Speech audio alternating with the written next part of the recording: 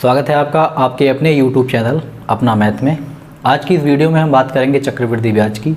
और चक्रवृद्धि ब्याज में आज हम निकालना सीखेंगे जब आपको दर पूछी जाए, यानी कोई भी 2 साल 3 साल का आपको अलग अलग ब्याज दे दिया जाए और आपसे दर पूछ ली जाए तो दर हम कैसे निकालेंगे। आज इस वीडियो में पूरी दर वाले जितने भी टाइप के सवाल होते हैं सारे टाइप के सवाल कराए जाएंगे, चाहे वो गुना गुनी वाले हों या आपको 2 साल 3 साल का अलग अलग ब्याज दे रखा है तब कैसे निकालेंगे सवाल, या फिर कोई 2 साल 3 साल का एक ही मतलब ब्याज दे रखा है या फिर साधारण ब्याज और चक्रवृद्धि ब्याज का अंतर दे रखा है तब हम जो दर है वो दर वाले सवाल हम कैसे निकालेंगे। तो इस वीडियो को लास्ट तक देखें और दर निकालना हम बहुत आसान तरीके से सीखेंगे।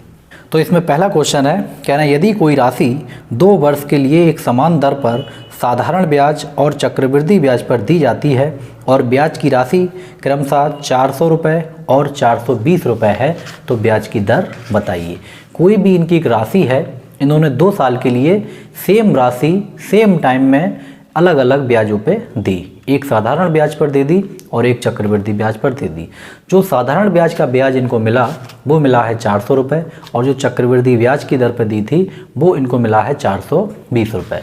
तो आपसे पूछा है ये कि आप दर बताएं कि किस हिसाब से इन्होंने दिया था। तो आपको एक बात ध्यान रखनी है कि साधारण ब्याज हर साल सेम ब्याज रहता है। अगर पहली साल 300 रुपये का ब्याज है तो अगली बार भी 300 रुपये ही मिलेगा, अगली बार फिर 300 मिलेगा। लेकिन चक्रवृद्धि ब्याज पहली बार और साधारण ब्याज और चक्रवृद्धि ब्याज में जो पहली साल होगी वहाँ तो आपको ब्याज सेम मिलेगा, लेकिन अगली साल फिर आपको ब्याज सेम नहीं मिलेगा। तो कैसे करेंगे हम इस सवाल को।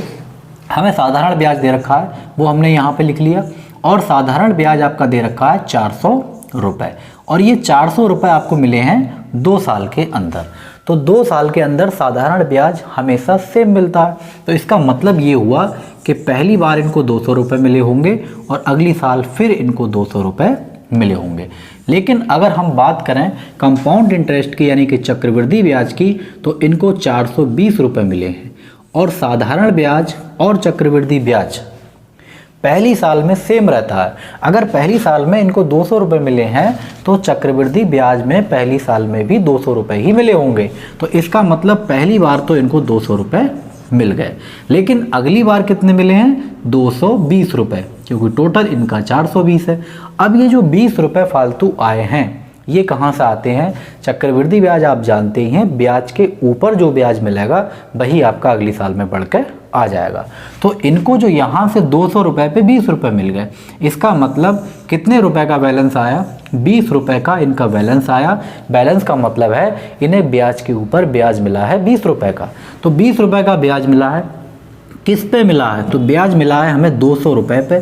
तो आप यहाँ लिखेंगे 200 और परसेंटेज में आपको दर चाहिए तो आपका कर्तव्य है कि आप इसमें 100 से गुणा भी कर लें। जैसे ही हमने इसमें गुणा करी तो 0 से 0 ख़त्म और ये काट लेंगे 2 से 2 धाम 20। तो जो दर निकल कर आई ये निकल कर आई 10%। तो ये तो बड़े सिंपल वाले सवाल हुए जिसमें आपको 2 साल का साधारण ब्याज और चक्रवृद्धि ब्याज दर के इस टाइप के अगर सवाल पूछेगा तो आप इस टाइप से निकाल लेंगे। एक बार फिर समझ ले रहा है कि जो साधारण ब्याज है ये हमेशा हर साल सेम रहता है। ये 2 साल का 400 रुपया था तो इसका मतलब पहली साल 200 रुपये मिले होंगे, अगली बार फिर 200 रुपये मिले होंगे। लेकिन चक्रवृद्धि ब्याज में क्या हुआ होगा कि पहली बार में पहली साल में साधारण ब्याज और चक्रवृद्धि ब्याज सेम रहते हैं तो इसमें भी इसको 200 मिले होंगे, लेकिन अगली बार कितने मिले हैं 220 रुपये। और ये जो 20 रुपये इसके फालतू निकल के आ रहे हैं ये इस 200 रुपये का ब्याज है, क्योंकि ब्याज के ऊपर ब्याज मिला है तभी तो इसके 20 रुपये बढ़ गए। तो बस हमने निकाल लिया कि 20 रुपये मिले, किस पे मिले 200 रुपये पे मिले। परसेंटेज निकालनी है तो आपको 100 से गुणा करना पड़ेगी और गुणा करी तो दर निकल कर आई हमारी 10%। और अगला क्वेश्चन कह रहे हैं कोई धनराशि चक्रवृद्धि ब्याज में 3 वर्षों में 2400 रुपये और 4 वर्षों में 2520 रुपये हो जाती है, वार्षिक दर बताइए। 2400 से 2520 रुपये हो जा रही है तो आपसे पूछिए दर। बहुत आसान सवाल। ये 3 साल में जो हमारे पास चक्रवृद्धि ब्याज था ये था इसका 2400 रुपये और 3 साल के बाद अगली बार जो चौथी साल में मिला है ये मिले हैं इसको 2520 रुपये, वो हमने यहाँ पे लिख लिए। अब ये 2520 रुपये बढ़ गए, कितने बड़े हैं हम यह देख लेंगे तो हमें ये पता लगा कि 2400 और 2520 में जो डिफरेंस है वो है 120 रुपये का। और ये 120 रुपये क्यों बढ़े हैं चक्रवृद्धि ब्याज है, इसका मतलब ये है कि आपके जो पिछला वाला ब्याज है इसके ऊपर ये ब्याज मिला है, तब जाके ये 120 रुपये बढ़ गए हैं। तो ये जो 120 रुपये ब्याज मिला है ये 2400 पे मिला है, तो आपने 120 तो लिख ही लिया है। और किस पे मिला है? 2400 पे मिला है, और गुणा करनी है आपको 100 से, क्योंकि हमें परसेंटेज में निकालना है। 2 जीरो से 2 जीरो ख़त्म, और 24 पंजे होते हैं 120, तो इसकी दर निकल कर आई है 5%। अभी हम इस वीडियो में गुना गुनी वाले सवाल हैं वो भी देखेंगे, और वो भी बहुत आसान तरीके से हम इसको निकाल लेंगे। तो फिलहाल हमारा इस सवाल का आंसर आ चुका है 5%। 3 साल का ये, 4 साल का ये, 1 साल में बढ़ गया 120, किस पे बढ़ा? 2400 पे बढ़ा, तो बस 120 बटे 2400 गुणा 100। इस टाइप से हम छोटे छोटे सवाल निकाल लेंगे। और अगला क्वेश्चन है, कह रहे हैं किसी धनराशि का 2 वर्ष का चक्रवृद्धि ब्याज 282 रुपये 15 पैसे है और उतने ही समय का साधारण ब्याज 270 रुपये है, तो वार्षिक ब्याज की दर बताइए। बिल्कुल पहले वाले सवाल की तरह है कि 2 साल का अगर हम साधारण ब्याज की बात करें, सिंपल इंटरेस्ट की, तो ये मिला है हमें 270 रुपये, और 2 साल में मिला है, तो इसका मतलब है बराबर बराबर मिला होगा। 135 पहली साल मिले होंगे और 135 पहली साल मिले होंगे। अब आते हैं हम कंपाउंड इंटरेस्ट में, चक्रवृद्धि ब्याज में, तो इसमें मिले हैं हमारे 282 रुपये 15 पैसे। तो 282 रुपये 15 पैसे, ये भी आपका 2 साल का है। तो इसमें जो पहली साल में चक्रवृद्धि ब्याज होगा वो भी इतना ही रहा होगा जितना कि साधारण ब्याज है, क्योंकि साधारण ब्याज और चक्रवृद्धि ब्याज पहली साल में बराबर है। तो इसमें जो हमें ब्याज मिला होगा पहली बार में ये 135 रुपये का मिला होगा, लेकिन अगली बार कुछ ज़्यादा मिला होगा। तो ये कितना ज़्यादा है वो हम लिख लेंगे यहाँ पे 147 रुपये और ये 15 पैसे। तो हमने इसमें देखा कि 135 से ये 147 रुपये 15 पैसे हो रहे हैं। इसका मतलब जो पैसे ये बड़े हैं ये 12.5 यानी 12 रुपये और 15 पैसे आपके बड़े हैं। ये किस पे बड़े हैं? ये 135 रुपये के ब्याज पे बड़े हैं, तो हमने इसके नीचे लिखा 135, और हम इसमें गुणा करेंगे 100 से, क्योंकि हम दर निकाल रहे हैं। तो यहाँ 2 के बाद पॉइंट है, अगर हम यहाँ गुणा करेंगे 100 से तो ये पॉइंट हमारा ख़त्म हो जाएगा। तो बस हमने पॉइंट हटा लिया, और 100 से गुणा करने के बाद अगर हम इसको काट लें तो ये आपका जाएगा 9 बार, और यही आपकी हो जाएगी दर। आप थोड़ा थोड़ा करके भी इसको काट सकते हैं। तो एक तो हुए हमारे इस टाइप के सवाल। अब हम देखेंगे जिसमें गुना गुनी भी दे रखा है कि 2 साल में 1 गुना 3 गुना, इस टाइप के जो सवाल होंगे उनकी दर हम कैसे निकालेंगे। और अगला क्वेश्चन है, कह रहे हैं एक धनराशि 8% प्रति वर्ष चक्रवृद्धि ब्याज दर पर 2 वर्षों तथा 3 वर्षों के बाद क्रमशः 1440 रुपये और 1728 रुपये हो जाती है, तो आर का मान बताइए। बहुत आसान सवाल है। तो ये 3 साल में आपका 1440 रुपये है, वो हमने यहाँ पे लिख लिया, और 4 साल में है 1728 रुपये। ये 3 साल में इतनी, 4 साल में इतनी। तो जो भी राशि बढ़ रही है वो इसी पे बड़ी होगी। तो हम ये देख लेंगे बड़ी कितनी है, तो हम इनका डिफरेंस देख लेंगे। तो 1728 और 1440 में जो डिफरेंस है ये है 288 रुपये का, और ये किस पे बड़ी है? 1440 रुपये पे बड़ी है, और गुणा कर लेंगे हम इसमें 100 से। तो 100 से गुणा करें, ये 0 काट लिया, ये जाएगा आपका 2 बार, और 10 दूनी 20%, ये इसका आंसर हो गया। और अगला क्वेश्चन है, कह रहे हैं यदि चक्रवृद्धि ब्याज प्रति वर्ष संयोजित हो तो 2 वर्षों के पश्चात मिश्रधन का 2.25 गुना हो जाता है, तो वार्षिक ब्याज की दर बताइए। अब ये जो गुना गुनी वाले सवाल हैं ये हम कैसे करेंगे? तो सबसे आसान तरीका ये है कि कोई भी आपका मूलधन दे रखा था, हमें नहीं पता है वो मूलधन कितना है, तो आप उसको 1 रुपये मान सकते हो। कि मान लो कि हमारे पास 1 रुपया रहा होगा, और ये 2 साल के बाद ये बता रहे हैं कि मूलधन का 2.25 गुना हुआ होगा, यानी 1 रुपये था और ये 2 साल के बाद 2.25 हो गया। तो आपको क्या करना है, तो यहाँ 2 के बाद पॉइंट है, पहले आप यहाँ से पॉइंट हटा लें। जब आपने पॉइंट हटाया है तो आप यहाँ 2 जीरो लगाने होंगे। बस इतना काम कर लिया। अब आपको देखना है टाइम कितना लगा है। 100 रुपये से 225 रुपये होने में जो हमारा टाइम लगा है वो लगा है 2 साल। अगर ये 2 साल लगा है तो आप इसका स्क्वायर रूट निकाल लेंगे। तो हमने इस पे दोनों पे अंडर रूट लगा लिया।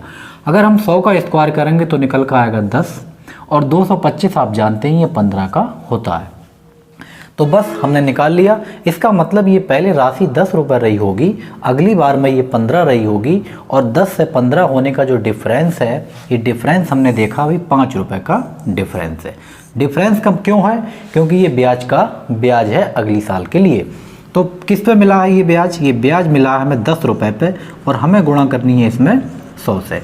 तो जैसे ही हम इसमें 100 से गुणा करेंगे तो हमारी दर निकल कर आ जाएगी 50%। और बस यही इस सवाल का हो गया आंसर।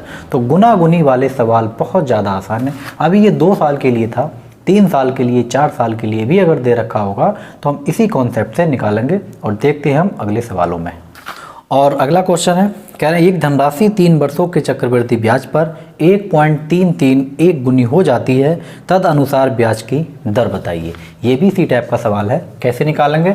हमें नहीं पता ये राशि कितनी है, हमें पता है कि 1 रुपये ये रही होगी और ये 3 साल के बाद ये बता रहे हैं 1.331 गुनी हो जाती है। तो बस हो गई, हमने यहाँ से यहाँ पहुँचा ली। सबसे पहला काम आपका इसमें से पॉइंट हटाना है। पॉइंट है हमारा 3 अंकों के बाद, तो हमें इधर लगाने हैं आपके 3 जीरो।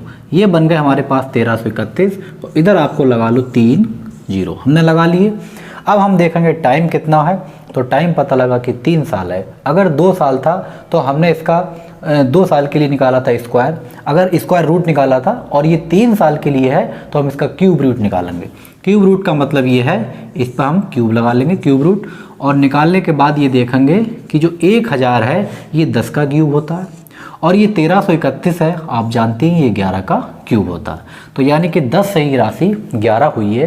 कैसे हुई है आपको दर निकालना है। तो हमने देखा यहाँ पे डिफरेंस है 1 रुपये का, और 1 रुपये का डिफरेंस मिला होगा हमें 10 रुपये पे, और गुणा करेंगे हम फिर 100 से, और आंसर हुआ हमारा 10%। आपको वो पी वाला जो फार्मूला है आप उसको भी लगा के इस्तेमाल कर सकते हैं, लेकिन वो थोड़ा सा लंबा पड़ेगा। तो बस अगर 3 साल के लिए है तो आप इसका क्यूब रूट निकाल लें, 2 साल के लिए है स्क्वायर रूट निकाल लें, और इस टाइप से हमारी दर निकल आई इसकी 10%। अभी और देखते हैं इसी टाइप के अलग अलग टाइप के सवाल, इसी कॉन्सेप्ट से हम बहुत ही आसान तरीके से कर सकते हैं। तो अगला सवाल कह रहे हैं कोई धनराशि चक्रवृद्धि ब्याज के आधार पर 3 वर्षों का चक्रवृद्धि ब्याज जोड़कर 3 सही 3/8 गुनी हो जाती है, तो ब्याज की दर बताइए। 3 सही 3/8 गुनी हो जाती है, यानी ये पहले कभी 1 रुपये रही होगी, तो लेकिन अब ये 3 साल के बाद हो गई 3 सही 3/8। अगर हम इसको सही करके लिख लें तो ये निकल जाएगा 8 3 24 और 3 27, यानी कि 27/8। तो हमने इसको लिख लिया 27/8। अब ये 8 नीचे अगर हम इसको इधर ले लें तो ये हो जाएगा 8 एकम 8, और उधर बचेगा आपका 27। कितनी सालों के लिए है? 3 साल के लिए है। आप इसका क्यूब रूट निकाल लें, तो 8 क्यूब रूट निकालेंगे तो 8 होता है 2 का, जो हमने 2 लिख लिया, और 27 होता है 3 का। ये कितने रुपए का डिफरेंस है? 1 रुपये का डिफरेंस है। किस पे मिला होगा? ये 2 रुपये पे मिला होगा, और गुणा करनी है भाई आपको 100 से। तो आपकी जो दर निकल कर आई है आपकी 50% दर हो गई। तो इस टाइप से कैसे भी बेहतरीन सवाल हों और आपको इसी बेहतरीन तरीके से इसको कर लेना है। और अगला क्वेश्चन है, कह रहे हैं कोई धनराशि चक्रवृद्धि ब्याज से 3 वर्ष में अपनी 8 गुनी हो जाती है, तो ब्याज की दर बताइए। 3 साल में 8 गुनी, बहुत आसान सवाल। ये 3 साल में 8 गुनी है, तो पहली बार कभी 1 रही होगी, अगली बार ये 8 हुई होगी। टाइमिंग लगी इसकी 3 साल, तो हम इसका क्यूब रूट निकाल लेंगे।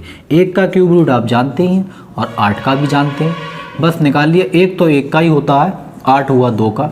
डिफरेंस देखा 1 से ये 2 हुई है, मतलब 1 रुपये का ब्याज किस पे मिला है? 1 रुपये पे मिला है, और गुणा कर दो इसके अंदर 100 से, तो हमारी जो दर निकल कर आई, ये दर निकल कर आई आपकी 100%। तो ये गुना गुनी वाले सवाल तो बहुत ही आसान है, इनकी दर निकालना बहुत आसान तरीका है। आप इसी कॉन्सेप्ट से इसको कर सकते हैं।